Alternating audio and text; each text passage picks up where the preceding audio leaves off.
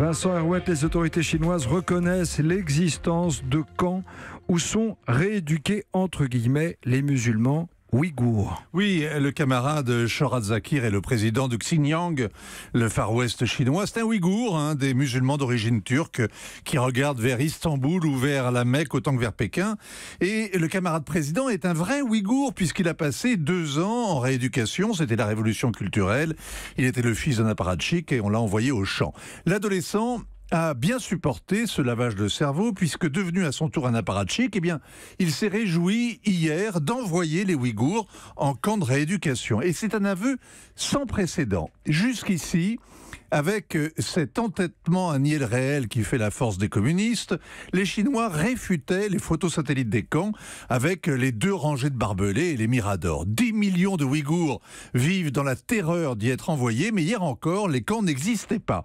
Longue vie donc au président Zakir. On peut maintenant en parler, on peut et même on doit, car il est fier de ces établissements où le parti donne aux Ouïghours des cours de cuisine, de couture, de coiffure, leur apprend à parler mandarin. C'est le Club Med avec toutes les activités obligatoires. Et ainsi, les stagiaires, c'est ainsi qu'ils les appellent, peuvent réfléchir à leurs erreurs et voir le caractère néfaste du terrorisme. Alors, la télé publique a montré hier soir un camp modèle, un clip de propagande qui était beau comme les moissonneuses-batteuses en batterie dans les champs de l'Oural du temps à l'époque stalinienne. Sauf que Vincent, la réalité est plus sombre. Oui, 1 million de Ouïghours seraient internés. La plupart des hommes entre 20 et 50 ans ont été ou seront enfermés.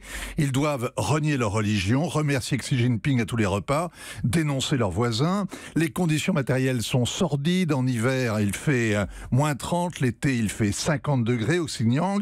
Refuser de boire de l'alcool, téléphoner à l'étranger, faire sa prière. Le moindre signe de déloyauté vous expédie en camp sans autre forme de procès. Et si vous avez des enfants, ils partent à l'orphelinat. C'est la guerre au terrorisme, version chinoise. La guerre préventive dans un état policier.